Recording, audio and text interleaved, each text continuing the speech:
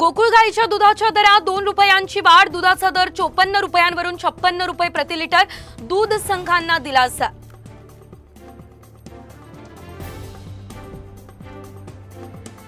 मुंबई नाशिक महामार्गावरच्या वाहतूक कोंडीचा भाजीपाल्यांच्या दरांवर परिणाम। वाशी एपीएमसी मधील आवक घटली, भाज्यांचे दर मात्र कडाडले।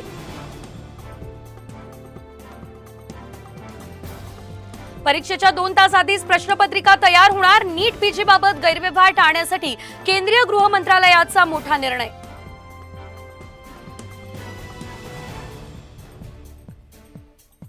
दहावी बारावीची पुरवणी परीक्षेचं वेळापत्रक जाहीर। 12वीची 16 जुलै तर 8 ऑगस्ट, 10वीची 16 ते 30 जुलैला होणार परीक्षा।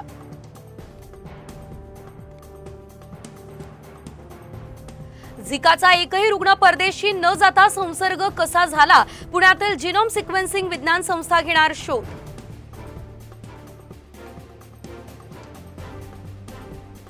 नागपूर दीक्षाभूमी प्रकरणी 15 ज्ञात अज्ञातांवर गुन्हे दाखल। अनुचित प्रकार घडू नये म्हणून दीक्षाभूमीवर मोठा पोलीस बंदोबस्त।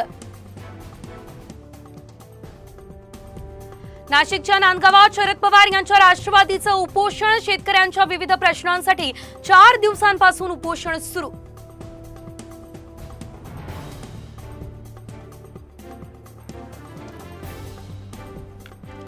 पुणे सातारा महामार्गावर शिवरे आणि खेड शिवापूरच्या हद्दीत रस्त्यांची दुरावस्था।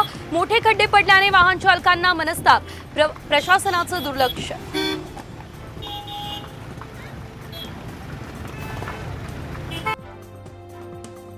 छत्रपती संभाजीनगरमध्ये सकल मराठा समाज बांधवांकडून रास्ता रोको। जरांगे पाटलांना Z+ सुरक्षा देण्याची मागणी।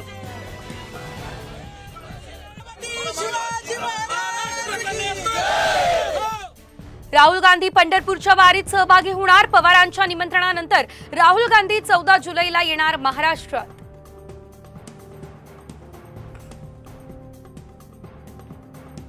मुंबई क्रिकेट असोसिएशनच्या अध्यक्षपदाच्या निवडणुकीत चुरस। काँग्रेसच्या नाना पटोलेंच्या एंट्रीची शक्यता।